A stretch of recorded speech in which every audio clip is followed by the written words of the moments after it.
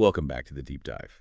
Today we've got a stack of specs on a piece of hardware that it addresses a very specific and very common infrastructure headache. The physical limit of HDMI. Exactly. We're looking at the NTI ST-C6HD-150-LCEU. It's marketed as a low-cost HDMI extender. Right. But the implications for how you can set up a space are actually pretty huge. So the whole mission here is just defeating distance. Pretty much. Your standard HDMI cables are great, but they hit what's called a digital cliff. You go too far and poof, the signal's just gone. Right, the image just drops out completely. Yeah. And this little box claims to push a full 1080p signal up to 150 feet. That's about 46 meters. And just to be super clear for you listening, we are not talking about some monster 150-foot HDMI cable. Oh God, no. That would be thick as a garden hose and cost a fortune. And it would barely work. This system uses a totally different medium to get from point A to point B. Exactly. It uses standard CAT5E or CC6 network cabling to bridge that gap. The same blue Ethernet cables we all have kicking around. Okay, so let's unpack the mechanics here. It's a two-part system. It is. You have a local unit that goes by your source, your PC, a media server, whatever. And then a remote unit that sits by the actual TV or projector. Yep, and you run just one of those network cables between them. Just one. And what really stands out from an engineering side is this feature called auto equalization. Okay, that sounds important. Okay. Because I'm guessing a 10-foot cable run is electrically very different from a 150-foot run. Massively different. And with older extenders, you'd have to manually tweak these little dials to get the signal right. To avoid ghosting or sparkles in the image. Right. This unit just does it automatically. It detects the cable length and adjusts the signal to keep it clean. It takes all the guesswork out of the installation. So let's talk about that signal. The idea of converting HDMI to run over Ethernet.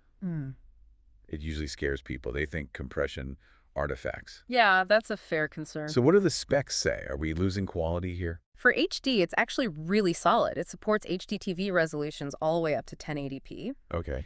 And it also supports 36-bit deep color. So you're not getting some, washed out, faded image at the other end. And I saw a note that it even supports 3D video. It does, but there's a small catch. There's always a catch. It's a pass-through. The extender itself is just a pipe. It doesn't process 3D, it just carries it. So your source and your TV both need to be 3D capable for that to work. Which makes total sense. Yeah. Now, what about audio? That's often the first thing to break on these long runs. The bandwidth is listed at, 1.5 gigabits per second? Yeah, or 149 megahertz. And yes, that is definitely enough for high-end surround sound. So you're not stuck with stereo? No, not at all.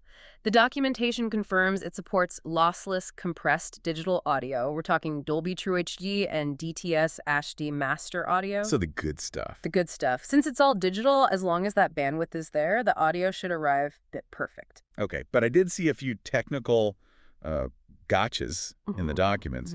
If you run out and buy this specific model, the LCEU, you might hit a snag with the power cable. That's a huge point. Yes, this model ships with a Europlug. The two round prongs. The CEE76, yeah.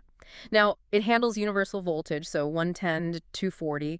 It'll work electrically in the US just fine. But you can't physically plug it in. Not without a simple travel adapter, no. Good to know. And then there's the whole handshake issue. E died. Ah, yes. Extended display identification data. That's how your TV tells your computer, hey, I'm a 1080p screen. And putting an extender in the middle can really mess up that conversation. It often does. This unit tries to solve that with a built-in default EDA table. So it just pretends. It basically spoofs the connection, yeah. It tells the source, hey, it's safe to send 1080p, which simplifies things a lot. But I see a very strict warning here in red text about DVI monitors. Explicitly not recommended. Just Gotcha. Don't use this with DVI monitors. It's built from the ground up for HDMI protocols. If you've got an older DVI display, you need a different box. That's a hard no then. A very hard no. And just practically speaking, this thing isn't going to take up a lot of room, is it? Not at all. They're tiny, like 2 by 3 inches, and they run in normal room temperatures, so you don't need any special cooling or anything. Okay, so let's wrap this up. We're looking at a solution that costs around $125. Right, and it comes with a 2-year warranty from NTI, which is pretty good. And for that price, you get the ability to send perfect HD video across a warehouse or a big house or a lecture hall using cheap, easy-to-run network cable. Exactly. And it kind of raises this interesting question about how we look at infrastructure. How so? We think of cables as having one job. HDMI is for video, CAT6 is for the internet. But a device like this is a reminder that, copper is just copper. With the right engineering, we can repurpose the wiring we already have to solve these really complex modern problems. That is a great way to think about it. Next time you see an Ethernet cable, remember, it might be carrying a movie.